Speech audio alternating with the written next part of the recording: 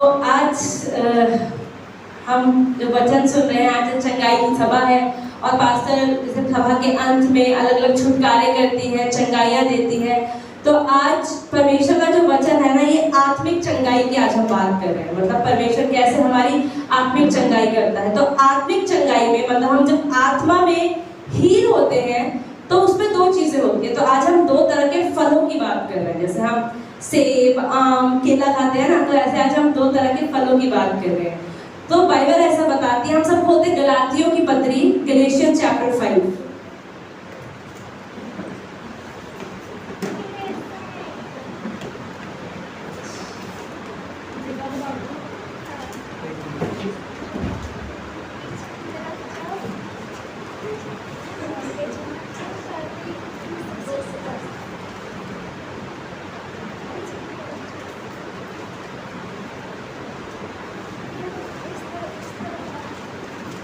तो आज हम दो तरह के फलों की बात कर रहे हैं। पहला, जैसे आपको पता होगा पवित्र आत्मा के कितने फल हैं? 9 फल हैं। ठीक है, पवित्र आत्मा के 9 फल है। उसका पहला फल क्या है? बोलो, प्रेम है। ठीक है, पवित्र आत्मा का पहला फल क्या है? प्रेम है। तो परमेश्वर हमारे जीवन में हर एक चीज प्रेम के कारण ही करते हैं। परमेश्वर ने हमारे जीवन में हमें उद्धार दिया, हमें बचाया, हमें आज तक जिंदा रखा। क्यों किया? हमने कुछ अच्छा किया? ऐसा तो नहीं, लेकिन परमेश्वर ने हमसे प्रेम किया। हमारे माता पिता हमारे जीवन में जो करते हैं, आप ये देखिए, कोई बच्चा जब पैदा होता है, सब लोग 9 महीने पैदा होने के बाद उसकी शक्ल देखते हैं, सब लोग कहते हैं उसको प्यार करना शुरू करते हैं। लेकिन एक मम्मी अपने बच्चे को 9 महीने पहले ही प्यार करना शुरू करती है। जैसे उसके पेट में आता है ना, तो मम्मी का प्यार तो तब तक मम्मी ने उसकी शक्ल नहीं देखी, उसका नाम नहीं रखा, उसकी आंखें नहीं देखी, उसके बात करने का तरीका नहीं देखा, लेकिन सिर्फ प्यार करने लग जाती है। ऐसे ही जो परमेश्वर है ना, तो वो तो उन्होंने ही हमें अपनी मम्मी के गर्भ में डाला। यिर्मयाह 1:5 लिखा है कि परमेश्वर ने हमें अपनी माता के गर्भ में चुना। मतलब कि मम्मी के पेट में आने से पहले परमेश्वर ने हमारी मम्मी को चुना, फिर हमें चुना और साथ में फिक्स कर दिया, है ना।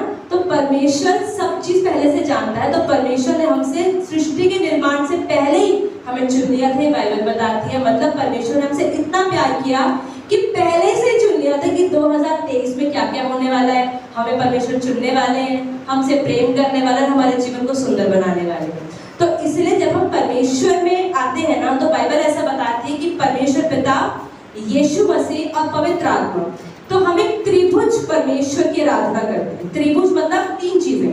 ठीक है, परमेश्वर पिता, अगर आप देखते हैं बाइबल में 2 पार्ट्स है ना, पुराना नियम, एक नया नियम। तो पुराने नियम में जो हम देखते हैं उसमें हम यीशु मसीह के बारे में नहीं पढ़ते, लेकिन यहोवा परमेश्वर के बारे में पढ़ते हैं। तो वो हो गए जो परमेश्वर पिता। ठीक है, नया नियम जब आता है तो हम यीशु मसीह के बारे में पढ़ते हैं, जो है परमेश्वर पिता का पुत्र, पवित्र, मतलब जो यीशु मसीह। उसके बाद यीशु मसीह जब स्वर्ग में जा रहे थे, उनका पुनरुत्थान हो चुका था, जिंदा हो चुके थे, तो यीशु मसीह ने कहा कि अब मैं जा रहा हूँ, अब मैं तीसरी जो व्यक्ति है त्रिभुज परमेश्वर का, पिता, पुत्र और पवित्र आत्मा, जो तीसरी है, तब तक पवित्र आत्मा नहीं आई थी। तो यीशु मसीह ने बोला जब मैं जाऊंगा तो मैं पवित्र आत्मा को, जो तुम्हारी सहायक होगी, उसको भेजूंगा। तो जब हम परमेश्वर को एक बार अपना लेते हैं, जैसे आप सबने यीशु मसीह को अपना लिया, आप सब जानते हैं यीशु मसीह परमेश्वर है, इसलिए आप चर्च में आए हैं, है ना। तो जब आप परमेश्वर को अपना लेते हैं तो परमेश्वर की जो पवित्र आत्मा है वो हमारे अंदर एक्टिवेट हो जाती है, हमारे अंदर काम करने लग जाती है।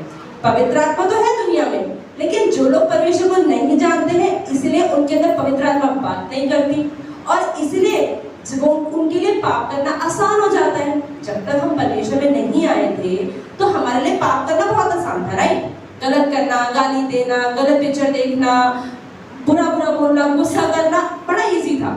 आज भी ऐसा है कि कभी कभी में गुस्सा आ जाता है, लेकिन अंदर से एक आवाज आती है, गुस्सा मत कर, अच्छा नहीं है, उसने बोला तू चुप हो जा, कोई बात नहीं, गाली मत निकाल, आती है अंदर से आवाज, आती है छोटी सी आवाज। तो वो कौन है? पवित्र आत्मा। अब यहोवा परमेश्वर आए पुराने नियम में, नए नियम में यीशु मसीह आए। अब तीसरा जो व्यक्ति है ना त्रिभुज परमेश्वर का, जिसको मतलब ट्रियून गॉड को हम करते हैं ना, ट्रिनिटी को करते हैं, तो तीसरा परमेश्वर का जो पार्ट है ना पवित्र आत्मा, वो हमारे अंदर एवरीडे काम करता है, वो हमारे साथ रहता है। अब यीशु मसीह हमारे साथ ऐसे फिजिकली रूप में नहीं चलते, तो कौन चलता है? पवित्र आत्मा चलती है, क्योंकि वो आत्मा हमारे अंदर काम करती है। जब हम परमेश्वर को अपनाते हैं, जब पहली बार हम परमेश्वर को अपनाते हैं, हम मानते हैं कि हम रिपेंट करते हैं, मतलब परमेश्वर को अपनाना हमेशा पश्चाताप से शुरू होता है।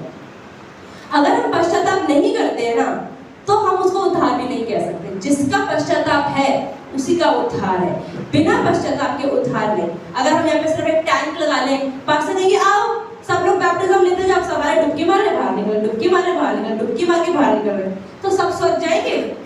नहीं जाएंगे।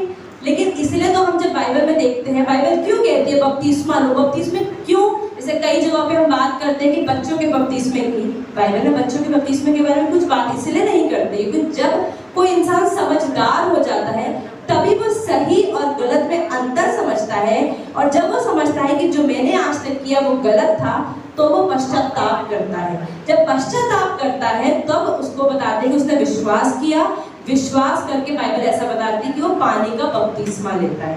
ठीक है, फिर हमारा उद्धार। तो उद्धार का मतलब क्या है कि हमने पश्चाताप किया। अब पश्चाताप कर लिया, उद्धार मिल गया, हमारी आत्मा मतलब मरने के बाद स्वर्ग जाएगी। लेकिन हमारा जो शरीर है ना, वो 3 चीजों से बना है। ठीक है, हमारी आत्मा, हमारे प्राण और हमारा शरीर। ठीक है, हमारी बॉडी, सोल और स्पिरिट। जब हम यीशु मसीह को अपना लेते हैं ना, तो हमारी स्पिरिट मतलब हमारी आत्मा तो सेव हो जाती है, हाँ तो हेवन जाएगी क्योंकि हमने यीशु मसीह में अपना लिया। लेकिन उसके बाद जो हमारे प्राण और हमारा शरीर है ना, उसमें अभी भी पाप होता है। वो 1 सेकंड में नहीं निकलता। आपने आज सोच लिया यीशु मसीह ठीक है, लेकिन ऐसा आपने कभी देखा है जो इंसान पहली बार चर्च आता है या बपतिस्मा लेता है उसके बाद तो पाप ही नहीं करता?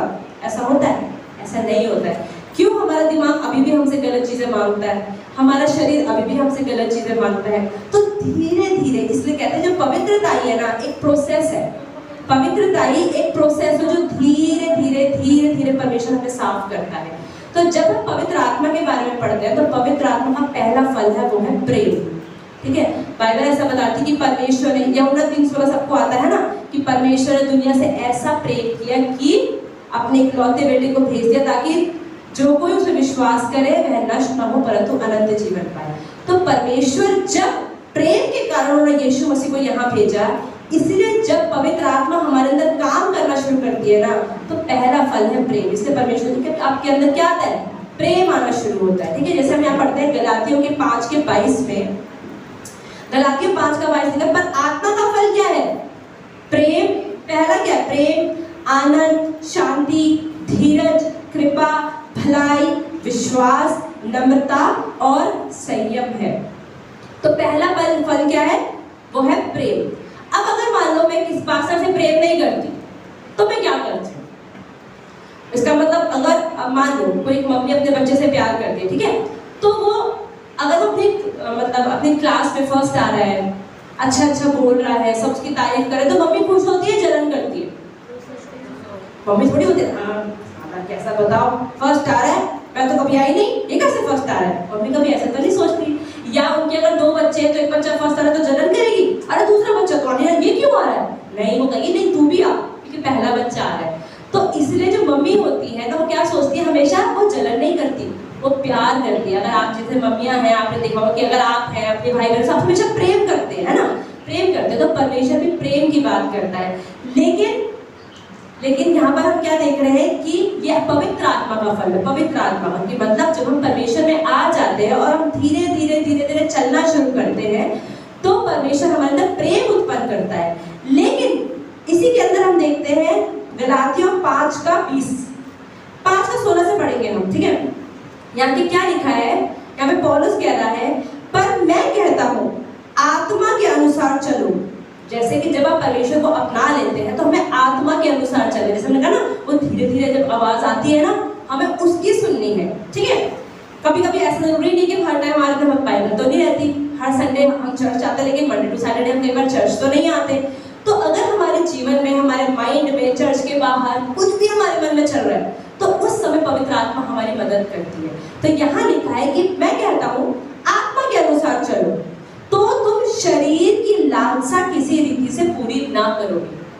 अब अगर मेरा शरीर कह रहा है कि नहीं, इस बंदे के पास मुझसे ज्यादा है, तो मुझे ऑब्वियसली जलन होगी। अब अगर मैं उसको बैठ के मेडिटेट करती हूँ, बाइबल कह रहे हैं कि परमेश्वर के वचन को सुबह और शाम ध्यान लगाओ, तो अगर मुझे कोई चीज किसी के मुझसे ज्यादा है, सपोज कोई चीज मेरे अंदर नहीं है, और वो सामने वाले के पास है, तो एक इंसान होने के नाते हमारे अंदर क्या उत्पन्न होती है? जलन उत्पन्न होती है। तो बढ़ती रहती है, बढ़ती रहती है, बढ़ती रहती है, और जब हम उसको रास्ता देते हैं ना, रास्ता देते रहते रास्ता, तो वो क्या करते हैं यहाँ पर? तो जलन बढ़ती जाती है, बढ़ती है, और वो शरीर का फल है। अभी हम पढ़ रहे आत्मा के फल, हमने पढ़े पहला फल क्या है? होली स्पिरिट का पहला फ्रूट क्या है? प्रेम। लेकिन जो शरीर का फल है, शरीर हमसे क्या मांगता है? जलन करना। ठीक है, हम यहाँ पे देखते हैं आत्मा के अनुसार चलो तो तुम शरीर की लालसा किसी रीति से पूरी ना करोगे, क्योंकि शरीर आत्मा के विरोध में और आत्मा शरीर के विरोध में लालसा करता है। जो आपका शरीर मांगता है ना, वो आत्मा नहीं मांगती, और जो आत्मा मांगती है ना, वो शरीर नहीं मांगता। क्योंकि आत्मा और शरीर बिल्कुल अलग है। बाइबल बताती है कि हमारी आत्मा परमेश्वर से आई है, तो इसलिए जो परमेश्वर कहता है वो शरीर नहीं मांगता। शरीर क्या कहता है? सो जाओ। शरीर कहता है और खा लो। शरीर क्या कहता है? अरे कोई बात नहीं, हर चीज में कोई बात नहीं। आपने कहती नहीं, झूठ मत बोल। अरे शरीर छोटा ही झूठ तो है, क्या फर्क पड़ेगा? किसी को पता थोड़ी चलेगा, उसे थोड़ी पता मैंने घर में क्या किया। आत्मा बोलेगी नहीं, मुझे पता है, मत बोल। तो आत्मा हमसे कंफ्यूज। तो यहाँ पे लिखा है कि शरीर और आत्मा हमेशा ऑपोजिट होते हैं। ठीक है, तो यानी शरीर आत्मा के विरोध में और आत्मा शरीर के विरोध में लालसा करता है, और ये एक दूसरे के क्या है? विरोधी है, दुश्मन है। इसलिए कि जो तुम करना चाहते हो वह ना करने पाओ। आपकी आत्मा तो चाहती है कि अच्छा बोलो, आपकी आत्मा चाहती है कि आप जलन मत करो, आपकी आत्मा चाहती है गुस्सा मत करो, लेकिन करते हम हैं। क्यों? क्योंकि हम शरीर की सुन लेते हैं। ठीक है, आगे, और यदि तुम आत्मा के चलाए चलते हो तो व्यवस्था के अधीन ना रहे। शरीर के काम तो प्रकट है। अब शरीर के काम क्या है? व्यभिचार, गंदे काम, लुचपन, मूर्ति पूजा, टोना, बैर, झगड़ा, ईर्ष्या, क्रोध, विरोध, फूट, विधर्म, ठा, मतवालापन, लीला क्रीड़ा और इनके जैसे से और भी काम है। बहुत सारे काम है, पास्टर ने भी एक बार पिछली बार बताया था आपको। तो आज हम बात कर रहे हैं दो चीजों की, जो दोनों विलोम शब्द जैसे कहते हैं, हिंदी में होते हैं ना विलोम शब्द। तो हम बात कर रहे हैं प्रेम की और ईर्ष्या की। दो चीजों की आज हम बात कर रहे हैं, मतलब कि प्रेम की और जलन की, मतलब लव की और जेलसी की। आज हम दो बात कर रहे हैं कि जिनसे हम लव करते हैं उनको हम जेलसी नहीं करते, जिनसे हम प्रेम करते हैं उनसे हम जलन नहीं करते। उनका बढ़ना हमें बुरा नहीं लगता, उनका बढ़ना हमें अच्छा लगता है ना। हमारे बच्चे बढ़ते हैं, हमें अच्छा लगता है, लेकिन अगर मेरे पास कुछ नहीं है और सामने वाले के पास है तो मुझे जलन होने लग जाती है। ठीक है, तो यहाँ पर आज हम बात कर रहे हैं जलन की और प्रेम की। अच्छा, अब इसके अंदर हम खोलते हैं नीति वचन 27 का 4, प्रोवर्ब्स चैप्टर 27 वर्स 4।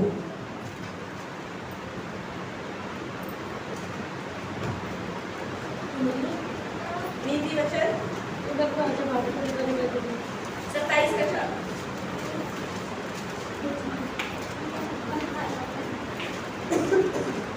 नीति वचन 27 का 4, 798 पेज नंबर।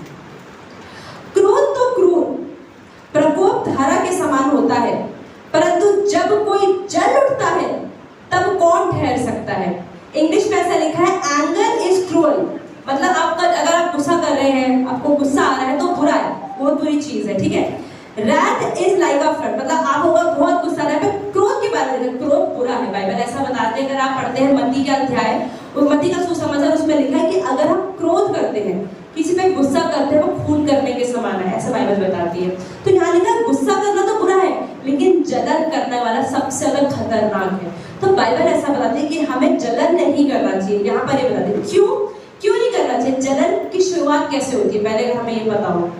जलन तब होती है जब हम संतुष्ट नहीं होते, जब हमारे अंदर ग्रीड होती है ना, कि मेरे पास ये है, मुझे और चाहिए, मुझे और चाहिए, जो उसके पास है ना मुझे वो भी चाहिए। तो उससे क्या होता है, मतलब मेरा लालच, जब लालच बढ़ता जाता है, बढ़ता जाता है, बढ़ता है, जैसे हमने पढ़ा गलातियों 5 में पढ़ा ना, और इंग्लिश में ना बहुत अच्छे से लिखा हुआ है। अगर इंग्लिश की बाइबल पढ़ते हो उसमें लिखा है, गैलेशियंस चैप्टर 5 वर्स 19 है, स्टार्टिंग में लिखा हुआ है कि when you follow the desires of your sinful nature, मतलब कि ऐसा नहीं है कि आपने प्रभु को अपना लिया तो वो कभी मन में नेगेटिव थॉट ही नहीं आएगा, ऐसा नहीं है। ऐसा नहीं है कि आप परमेश्वर में एक बार आ गए, आप चर्च आ रहे हो, बाइबल पढ़ रहे हो, कभी आपके मन में नेगेटिव नहीं आएगा। नेगेटिव आएगा, लेकिन क्या आप उसे कंटिन्यू करते हो, उसको आप रास्ता देते हो? परमेश्वर दुनिया में सबके लिए आया, ठीक है, सारे परमेश्वर के विश्वासी और अविश्वासियों दोनों को ही यीशु मसीह ने बनाया। लेकिन उद्धार किसका है? जो विश्वास करेंगे, जो विश्वास नहीं करेगा उसको उद्धार नहीं है। क्यों परमेश्वर बनाया तो आपने ही उसको भी। जो जितने भी लोग दुनिया में हैं, करोड़ों लोग, अरबों लोग, खरबों लोग, उन सबको ही यीशु मसीह ने बनाया, लेकिन उद्धार उसी का है जो विश्वास करेगा, बाकियों का नहीं है। ऐसे ही अगर आपके मन में कुछ नेगेटिव आना, बाइबल कहती है नेगेटिव आना, टेम्पटेशन आना कोई प्रॉब्लम नहीं है, लेकिन अगर जब आप टेम्पटेशन में काम नहीं करने लग जाते, एक्शन नहीं डाल देते, अगर आप उसको रास्ता नहीं देते, अगर हवा देना कहते हैं ना, हवा नहीं दोगे ना तो वो काम नहीं करेगी। अगर आपके मन में किसी के लिए घृणा आ रही है, जलन आ रही है, आपको लग रहा है नहीं यार उसके पास ज्यादा है, अरे नहीं यार उसको मिला मुझे नहीं मिला, अरे यार उसके पास ऐसा क्यों, वो क्यों फर्स्ट आ रही है, अरे उसके पास क्यों गाड़ी है, अरे उसके पास क्यों प्रॉपर्टी है, मेरे पास क्यों नहीं। तो जब आप ये नेगेटिव थॉट्स अपने माइंड में लाते हो तो कहीं ना कहीं अगर आप प्रभु में विश्वास करते हो ना, तो पवित्र आत्मा आपसे बात करती है कि नहीं ऐसा नहीं सोचना चाहिए, नहीं ऐसा नहीं बोलना चाहिए, नहीं इस बारे में चुगली नहीं करना चाहिए। और जब आप ये नहीं करते हो तो इसमें क्या, अगर आपकी मर्जी, ये आपका डिसीजन है, आप चाहो तो इसको कंटिन्यू करते जाओ, आप चाहो तो इसके बारे में बात करो, किसी और से बात करो, अरे पता है ऐसा हुआ, अरे पता है ऐसा हुआ, अरे पता है उसकी लाइफ में ऐसा हुआ। तो मतलब आप क्या कर रहे हो कि अपना शरीर जो मांग रहा है उसको दे रहे हो, खान कोई बात नहीं, नेगेटिव सोचना सोच और बुरा बोल, अरे इसकी और दो चुगलियां कर दे। लेकिन अगर आप उसको स्टॉप कर देते हो और आप अपने मन की टेंशन्स को ना परमेश्वर के पास लेकर जाते हो, आप कमरे में जाते हो, परमेश्वर के पास बात करते, परमेश्वर उसके पास मुझसे ज्यादा है, उसके पास मुझसे बेहतर है और मुझे भी ऐसा चाहिए, लेकिन मेरा मन बार बार बात कर रहा है और नेगेटिव ला रहा है। परमेश्वर मेरे को अनुग्रह दो कि ये चीज मेरे अंदर से निकल जाए, तो परमेश्वर आपके अंदर काम करेगा। मतलब बाइबल कहते हैं ना कि आपके मन की जो भी इच्छाएं हैं, जो भी प्रॉब्लम है, जो भी चीज की प्रार्थना आपको करनी है, तो अकेले कमरे में जाके परमेश्वर से बात करो तो परमेश्वर काम करेगा। लेकिन अगर हम उसको मेडिटेट करते रहेंगे नेगेटिविटी को, कहते हैं ना बाइबल कहते हैं आप सुनो खाली दिमाग शैतान का घर, तो शैतान कब काम करता है, जब हम खाली होते हैं। तो इसलिए बाइबल कहती है कि जब आप क्या करो, जब आपके मन में कोई भी चिंता हो तो क्या करो, उसे प्रार्थना में डाल दो। जो आपके पास आज है उसके लिए धन्यवाद दो, और जो चीजें नहीं है उसको प्रार्थना में डाल के छोड़ दो, और आप देखोगे धीरे धीरे परमेश्वर काम करेगा। जैसे हमने अगर उत्पत्ति 4 में अगर आप खोलना चाहते हो तो उत्पत्ति 4 में हमने कैन और हेबेल की स्टोरी पढ़ी थी, है ना, कैन और हाबिल की स्टोरी पढ़ी थी। कैन और हाबिल की स्टोरी में क्या पढ़ा था हमने कि कैन और हाबिल कौन थे, 2 बच्चे थे, ठीक है ना, आदम और हवा के 2 बच्चे थे। तो उनकी लाइफ में क्या हुआ, चलो एक बार खोलते हैं उत्पत्ति 4।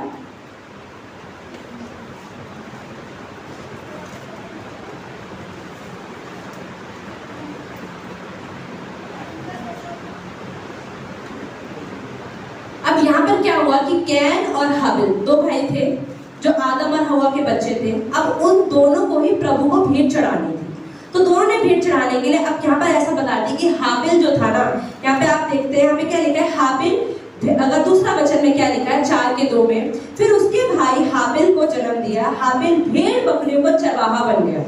ठीक है, हाबिल जो था वो भेड़ बकरियों को चराने वाला था और जो कैन था वो किसान था। ठीक है, अब भेंट चढ़ाने की बात आई, तो जब भी हम भेंट चढ़ाते तो परमेश्वर को बाइबल ऐसा बताती है कि हम अपने उपज का उत्तम वरदान देते हैं, जो भी हमने कमाया है उसका उत्तम देते हैं। अब यहाँ पर क्या हुआ कि दोनों ने भेंट चढ़ाई। अब आगे बढ़े, बहुत अच्छा लिखा है यहाँ पर 3 में, कुछ दिनों के पश्चात कौन यहोवा के पास भूमि की उपज में से कुछ भेंट लेकर आया, और हाबिल भी अपनी भेड़ बकरियों के कई एक पहलौठे बच्चे भेंट चढ़ाने को लाया। अब यहाँ पे क्या हुआ कि जो किसान था, कौन था किसान, कैन किसान था, तो उसने क्या कि कुछ उपज परमेश्वर को भेंट चढ़ानी है, कुछ उपज, ठीक है मेरे पास ये रखा हुआ है मैं प्रभु को चढ़ा देता हूँ। अब जब आई भेंट चढ़ाने के बाद तो हाबिल ने क्या किया, हाबिल ने अपने सारे जानवरों में सबसे बेस्ट जानवर जो था वो लिया और परमेश्वर को सबसे उत्तम देने चला गया। अब हुआ क्या कि परमेश्वर ने हाबिल की जो भेंट थी कि वो अच्छी थी, उसमें कोई दाग नहीं था, कोई परेशानी नहीं थी, कोई गलती नहीं थी, कोई गंदगी नहीं थी, प्रभु ने वो अपना ली, और कैन की भेंट को अवॉइड कर, निगलेक्ट कर दे कि नहीं ये तो अच्छी नहीं है मैं क्यों लूं। परमेश्वर को हमेशा कहते हैं सबसे उत्तम देना चाहिए। परमेश्वर ने हमें सब दिया, लेकिन हम परमेश्वर के भवन में क्या करते हैं, थोड़ा सा ऐसे कर देते हैं, ठीक है कोई बात नहीं, काम चलाओ चीज दे देते हैं। लेकिन यहाँ पर परमेश्वर क्या बता रहा है कि हमेशा सबसे उत्तम परमेश्वर मांगता है। तो यहाँ पर क्या हुआ कि कैन ने कुछ अपनी उपज दी और हाबिल ने बेस्ट पहलौठा में सबसे अच्छा बच्चा परमेश्वर को भेंट चढ़ाया। अब परमेश्वर ने जब हाबिल की भेंट को अपना लिया तो अब 2 भाई है, भाई बहन बैठे हैं ना, और एक को मम्मी ज्यादा प्यार करे, एक को ना करे तो क्या होगा? गुस्सा आएगा, जलन आएगी। तो यहाँ पर क्या हुआ, तब यहोवा ने कैन से कहा, अब कैन को गुस्सा आने लग गया कि परमेश्वर आपने उसकी भेंट क्यों अपना ली, मेरी क्यों नहीं अपनाई।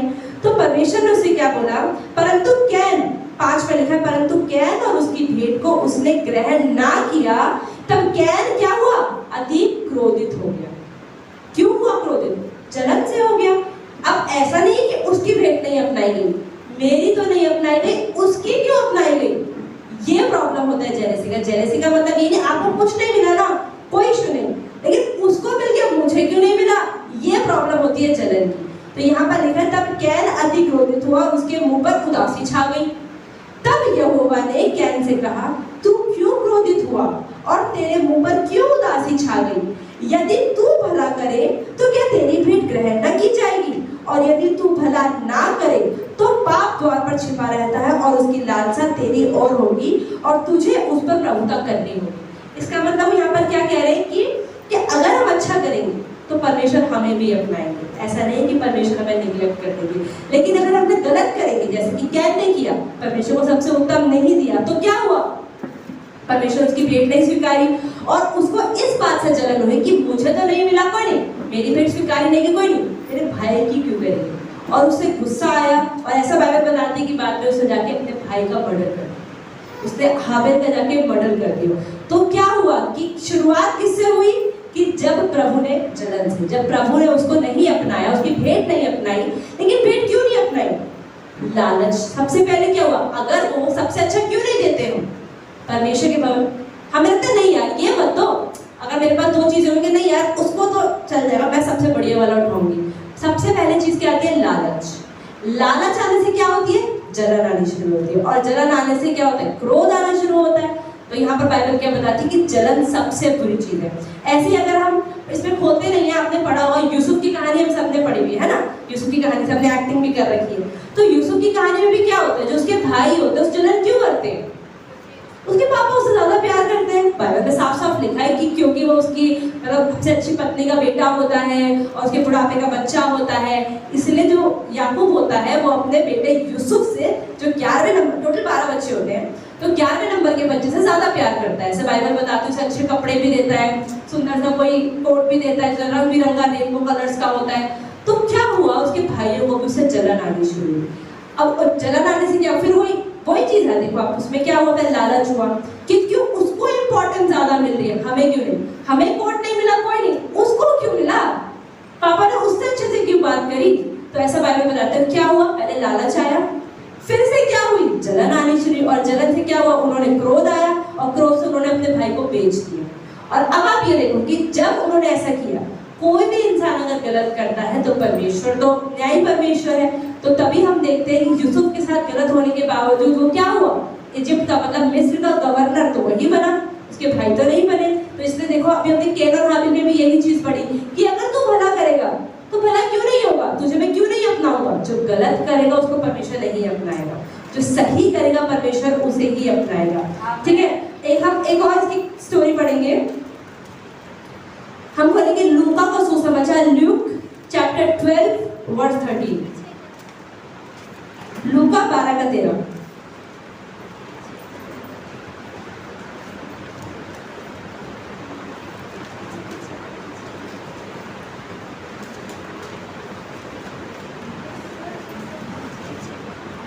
लूका 12 का 13, आप लिख सकते हैं, पूरा स्टोरी तो नहीं पढ़ेंगे।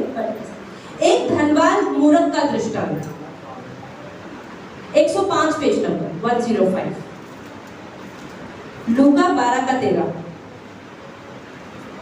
एक धनवान मूर्ख का दृष्टांत। अब आप ये बताओ, इस दुनिया में अगर कोई अमीर है उसे मूर्ख बोलेंगे?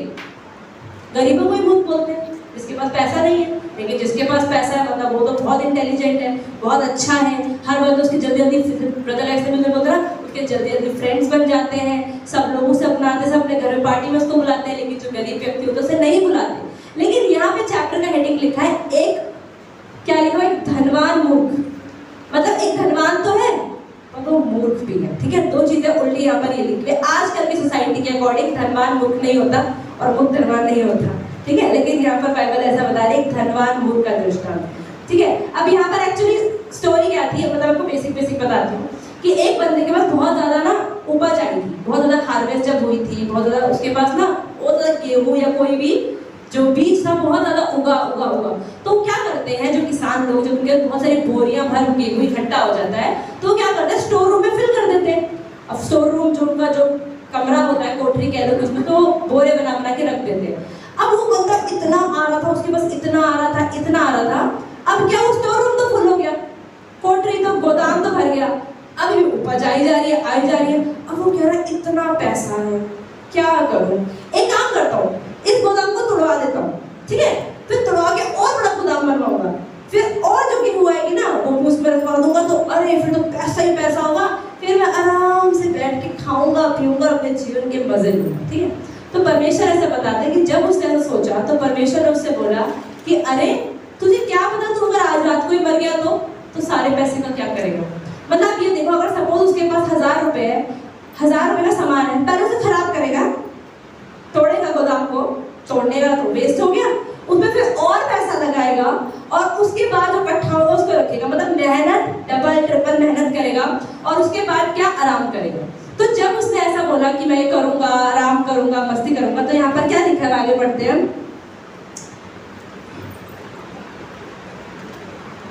उसने उससे कहा, हे मनुष्य, देखो यहाँ पर क्या हुआ कि स्टार्टिंग में ये वाले वचन से पढ़ते हैं, यहाँ पर 18वें वचन से 18, और उसने कहा मैं यह करूंगा, अपनी बखारियां तोड़कर उनसे बड़ी बनाऊंगा, बखारियां मींस गोदाम, और अपने प्राण से कहूंगा कि प्राण, तेरे पास बहुत वर्षों के लिए बहुत संपत्ति रखी है, चैन कर, खा पी, सुख से रह। परंतु परमेश्वर ने उससे कहा, हे मूर्ख, इसी रात तेरा प्राण तुझसे ले लिया जाएगा, और तब जो कुछ तूने इकट्ठा किया है वह किसका होगा।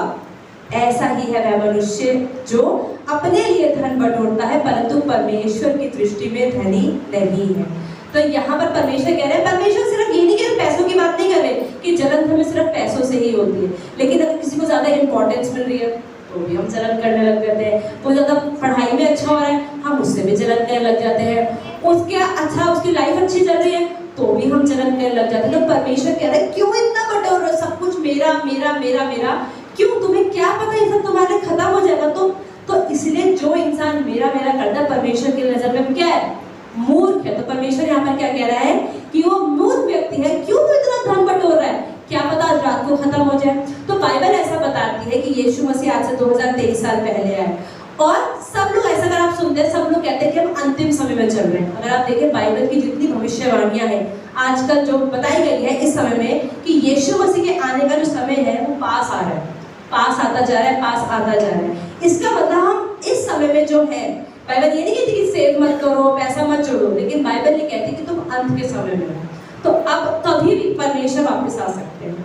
तो अगर परमेश्वर वापस आ सकते हैं तो हम क्यों इतना बटोरते हैं, और बटोरते क्यों है। पहली बात तो वही लालच लालच लालच। और कभी ना कभी, जैसे कि जो हमारा जीवन है ना, आप कभी हाईवे पे गए, ये तो नॉर्मल रोड है ना, अगर हम जो मेन रोड्स होती है, जीटीबी या कोई भी हाईवे जो होते हैं, जयपुर हाईवे या कोई भी हाईवे जो होते हैं, आप वहां जाओ, अगर आप किसी गाड़ी में, बस में, स्कूटर पे, स्कूटी पे, किसी पे भी हो ना, आप कितना ही स्पीड चलाओगे ना, आप 100 चला रहे हो, 100 की स्पीड से चला रहे हो, साइड से आप देख रहे हो, अरे मेरे आगे गाड़ी है, अरे नहीं मैं तो गियर बढ़ा के मैं तो 120 चलाऊंगा, इस गाड़ी को क्रॉस कर दूंगा।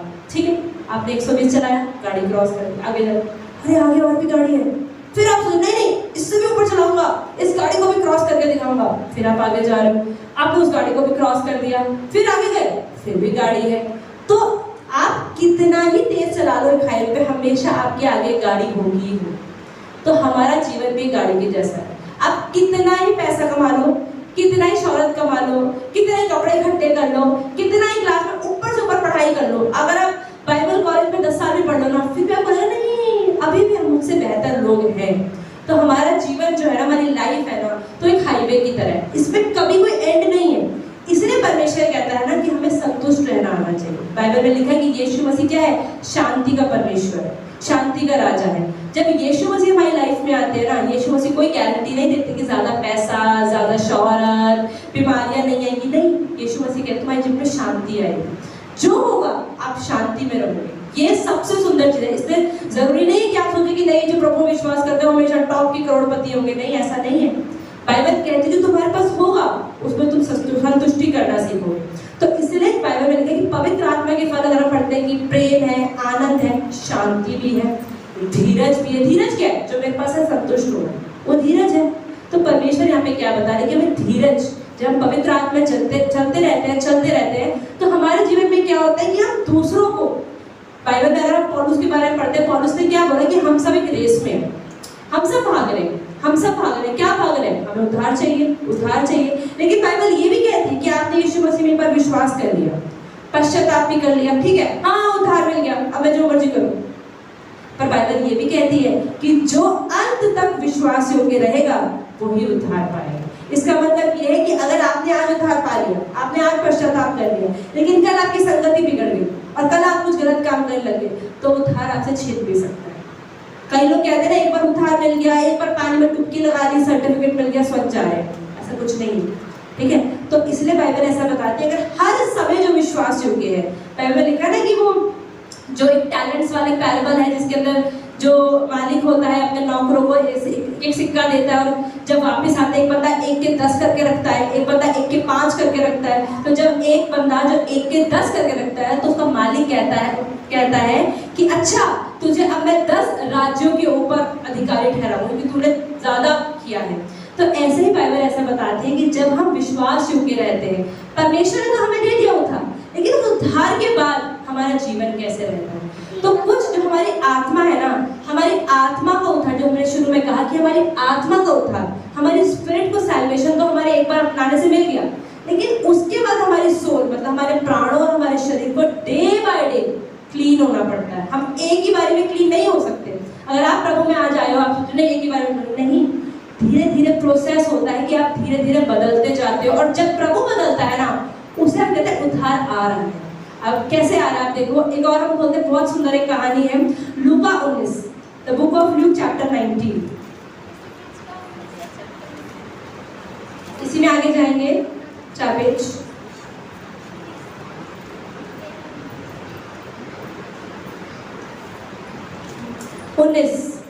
लूका 19। यहाँ पर हम बात कर रहे हैं जक्कई की, इंग्लिश में बोलते हैं जैकियस। ये बहुत सुंदर कहानी है। यहाँ पे इसका हेडिंग लिखा हुआ है चुंगी लेने वाला जक्कई। चुंगी लेने वाला मतलब टैक्स इकट्ठा करने वाला, टैक्स कलेक्टर था ये जक्कई नाम का वाला, ठीक है। इसे पढ़ते हैं। वह यरीहो में प्रवेश करके जा रहा था। कौन? वह यीशु मसीह, ठीक है। वो यरीहो में जा रहे थे। वहां जक्कई नामक एक मनुष्य था, एक टैक्स कलेक्टर था जिसका नाम जक्कई था, जो चुंगी लेने वालों का सरदार था और धनी था। ऑब्वियसली जो टैक्स इकट्ठा करता पैसे वाला होगा, अमीर होगा, ठीक है। वह यीशु को देखना चाहता था कि वह कौन सा है। अरे इतने सारे लोग हैं, फिर यीशु मसीह कौन सा, मैं भी देखूं। उसके शहर से क्रॉस कर रहे थे, परंतु भीड़ के कारण देख न सकता था क्योंकि वह नाटा था।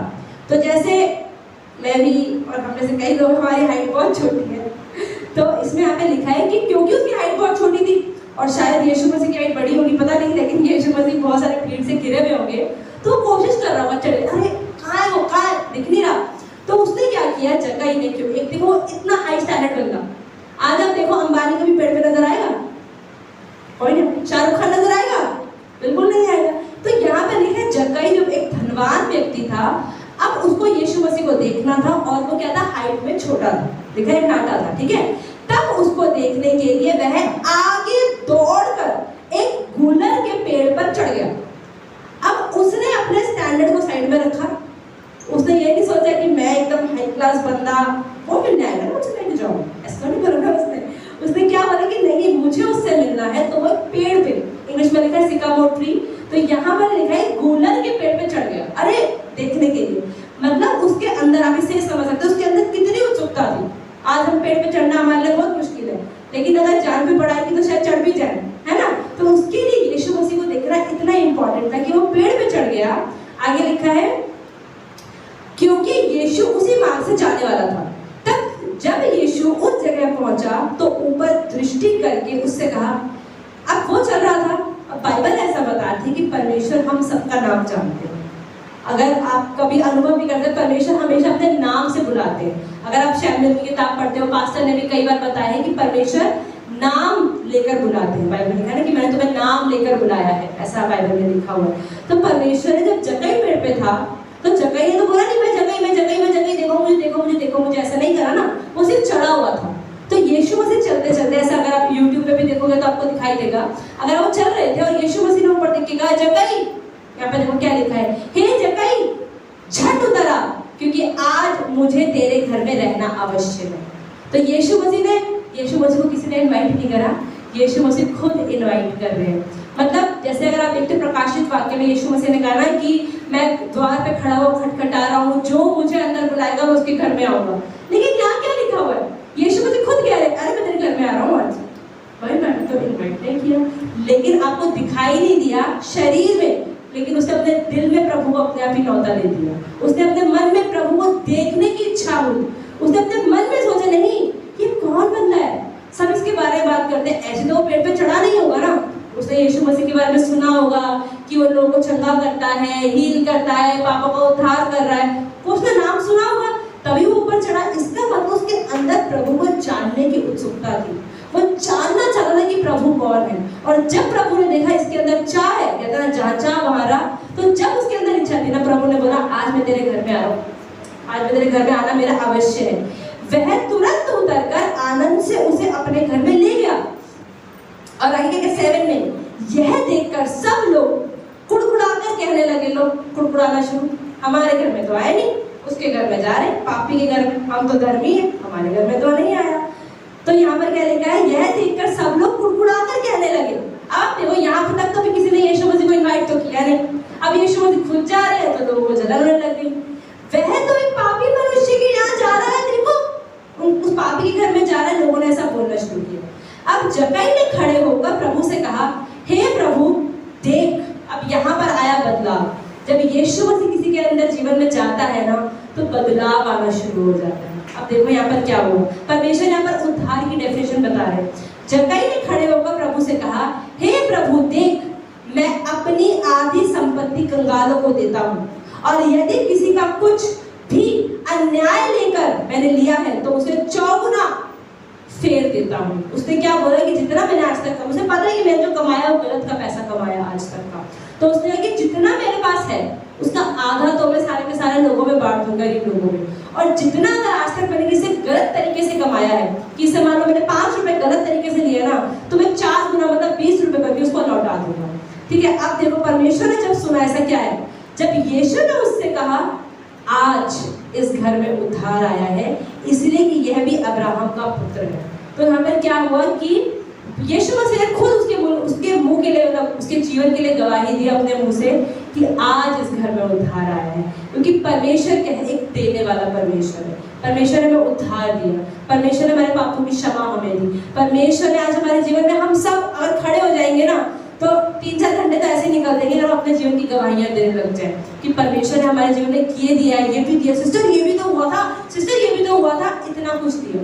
तो परमेश्वर जो देने वाला परमेश्वर है ना, अगर हम परमेश्वर के रास्ते में जब चलते हैं ना, तो परमेश्वर हमें भी क्या बनाता है, देने वाला बनाता है। बाइबल में लिखा है कि जो देने वाला है वो आशीषित है, लेने वाला नहीं। तो काम में लिखा 20 के 35 में, blessed are those who are giver not those who are takers.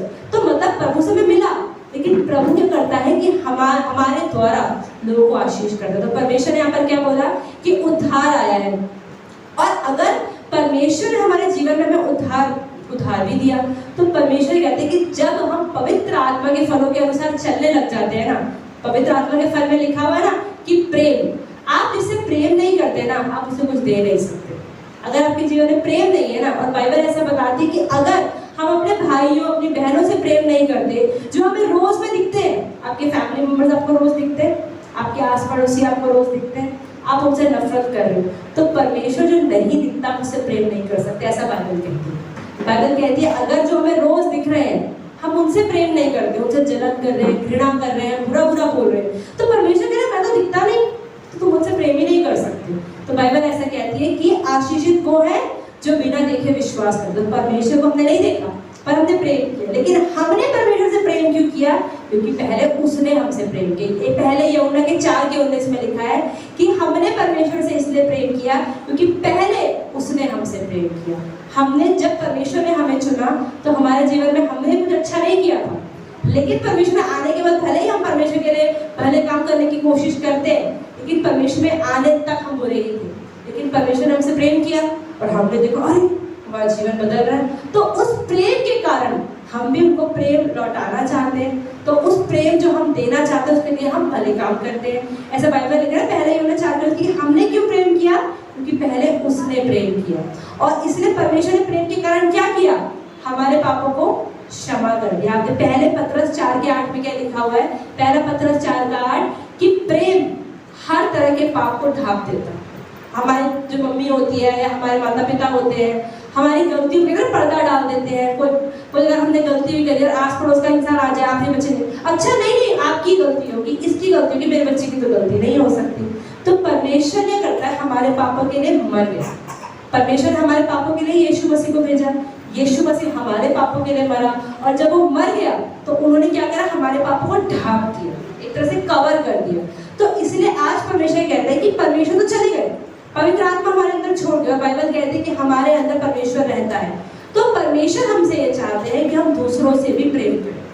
तो प्रेम कैसे करें, दूसरों के पापों को ढांपें, दूसरों की चुगलियां ना करें, दूसरों से जलन ना करें। अगर उसके पास हमसे बेहतर है तो परमेश्वर तो जलन नहीं करता ना, अच्छा मैंने उसको ज्यादा दे दिया, देखो नहीं देना चाहिए था। परमेश्वर जलन नहीं करता।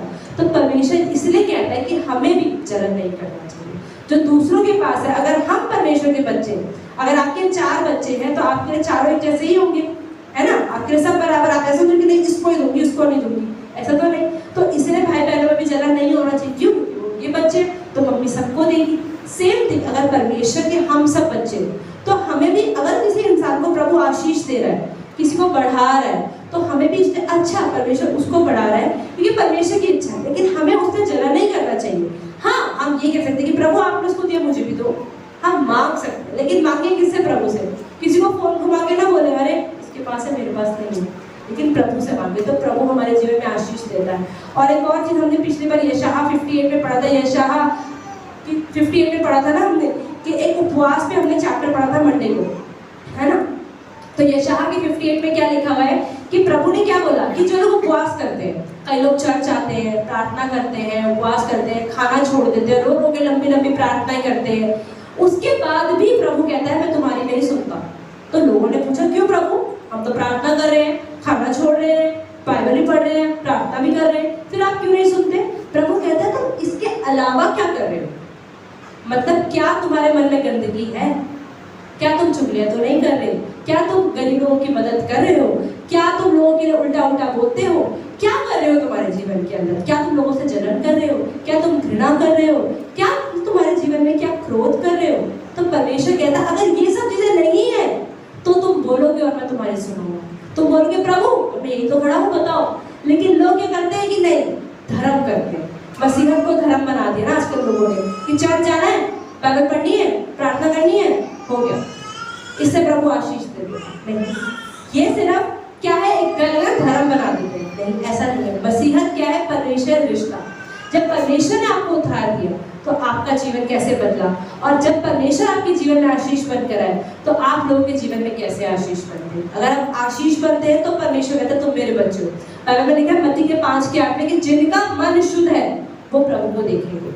इसका मतलब जिनका मन शुद्ध नहीं है वो परमेश्वर को नहीं देखेंगे। तो अगर हम किसी भी को भी देखते हैं तो हमें ये देखना चाहिए कि वो भी परमेश्वर की संतान है। हमें ये नहीं सोचना चाहिए कि उसे जलन नहीं करना चाहिए, वो क्यों पढ़ रहा है मैं क्यों नहीं पढ़ रहा, वो उससे बात क्यों कर रहा है मेरे से क्यों नहीं कर रहा। ऐसे नहीं, परमेश्वर कहता है कि तुम सब परमेश्वर के बच्चे हो।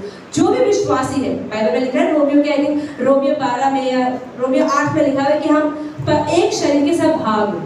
तो आँख कान नहीं है, कान मुंह नहीं है, मुंह पैर का काम नहीं कर सकता, पैर हाथ का काम नहीं कर सकता, लेकिन हाथ भी चाहिए, पैर भी चाहिए, नाक भी चाहिए, मुंह भी चाहिए, सब कुछ चाहिए। तो ऐसे ही परमेश्वर कहते हैं मेरे सब बच्चे, मुझे सब चाहिए। हम ये नहीं कहते प्रभु मुझे ही आशीष दो, उसे मत दो, आप मुझसे ही बात करो, आप उससे बात मत करो। परमेश्वर ने हम सबको बनाया, तो परमेश्वर सबके लिए परमेश्वर के सब लोग एक जैसे हैं। तो इसलिए हमें जब भी किसी को देखें तो ऐसे देखें कि ये भी मेरा भाई है, ये भी मेरी बहन है। अरे इसके पाप में वही जो मेरे पापा है। अगर हम ऐसी सोचते चलेंगे तो हमारे अंदर जलन आना बहुत मुश्किल है। और अगर हमारे अंदर आती भी है, एज ए ह्यूमन आती भी है, क्रोध भी आता है, तो जो पवित्र आत्मा की आवाज अगर हम सुनते हैं तो उसको मानना चालू करें। पवित्र आत्मा आज आपसे बात कर रही होती, पास्टर भी ये चीज बताई थी कि पवित्र आत्मा अगर बात कर रही है वो बात तो करेगी, लेकिन अगर आप उसकी सुनोगे नहीं, दूसरी बार, तीसरी बार, चौथी बार, तो क्या वो उसके बाद धीमी पड़ती जाएगी। वो बात करना नहीं छोड़ती है।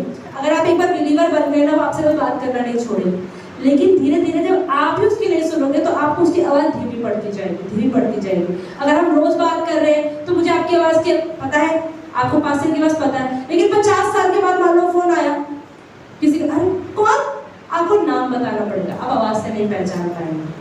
सेम चीज पवित्र आत्मा की जब हम रोज रोज छोटी छोटी बातों में सुनते हैं ना, तो पवित्र आत्मा की आवाज काफी क्लियर होती है। कई लोग कहते हैं ना पवित्र आत्मा हमसे बात करती है, कई लोग कहते हैं करती है, पता नहीं चलता कब करती है।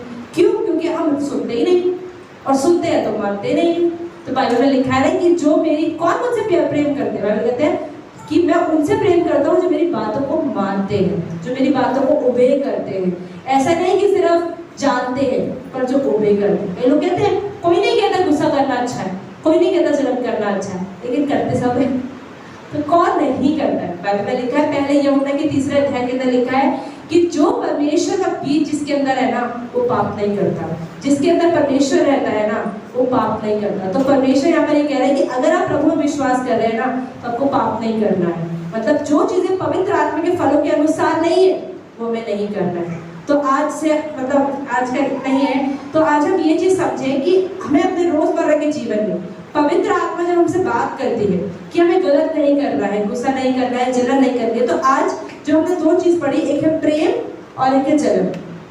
जो प्रेम है वहाँ जलन नहीं हो सकता, और जहाँ जलन है वहाँ प्रेम नहीं हो सकता। अगर आप कह रहे हैं परमेश्वर से प्रेम करते हैं, तो ये जरूरी है कि आप परमेश्वर के लोगों से प्रेम करें।